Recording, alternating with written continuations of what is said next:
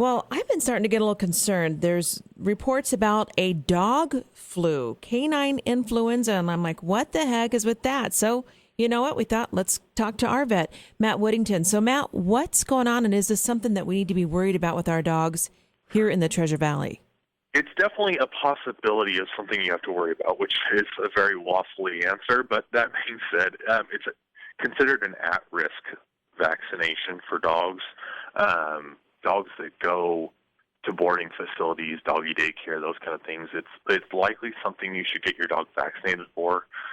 Canine flu is relatively new. It's only been around since about 2004. And right now, obviously, there's a big outbreak in Chicago, in the Midwest. We don't worry about it as much spreading like flu in people because dogs don't travel like people do. They don't get on planes. They don't, go on business trips. But it definitely can spread. So how can you tell, like, if your dog has the canine flu? What are the symptoms of it? So if you've heard of kennel cough, which is something we vaccinate dogs for regularly, which is a bacterial infection, the signs appear very similar. They're a constant cough. They can have lethargy, not feeling well, fever, those kind of things. So cough is the biggest sign. So like folks who aren't taking their dogs to doggy daycare, but what about the dog parks? I mean, how do they catch from each other? Same thing. So it's spread by cough, same way flu is spread by people. Coughs, nasal secretions, those kind of things is where it's contagious. About 80% of dogs that are exposed to it will get infected, is the statistics right now. And its mortality rate, meaning dogs that can actually die from it, is quite low. There's been, last report is 4 deaths in Chicago from over 1,000 cases that have been reported. So if your dog, say, does come down with something like this, what do you do to treat him? Go to the vet. So that's the best piece of advice I can give you. If your dog has a persistent cough, the sooner you get after it, the better, especially for testing, because it looks very similar to a bacterial infection, so we need to know if it's a virus or a bacteria, and that'll help direct treatment. But if you don't test in the first 4 days, the test is not really effective. Is there a vaccine for this?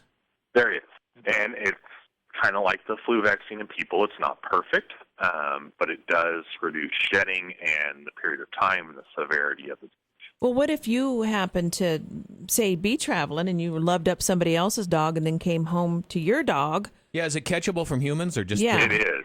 So it's not contagious to humans, but you can carry it on your hands. So if you are around a dog that happens to be shedding and not showing any signs, which they don't usually show signs for 4 or 5 days, you definitely can carry it on your hands back to your dog. So it's the whole recommendation of washing your hands regularly, just like spreading diseases in humans. That's the best form of not carrying it from one dog to another. Well, we've been kind of watching this, as you well know, Matt, because you take care of our dogs. Yes. That, it'd be devastating to us because we've got a house full. And if you do have a house full of them. And if it is infectious, man, that could really, because most folks have 1 or 2 at least. Right. And you don't want your little fur babies getting sick. All right, so...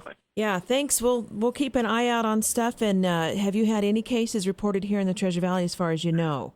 Not at my clinic, and I haven't seen any reports from the Idaho Veterinary Medical Association yet, but it's definitely something we keep an eye on. Okay, so don't freak out, but definitely keep an eye out. Correct. And if you want to check Matt out, you can do on Facebook and check out Woddington Veterinarian. And the best part is he does house calls. That's right. Thanks, Matt. Have a good day. Thanks.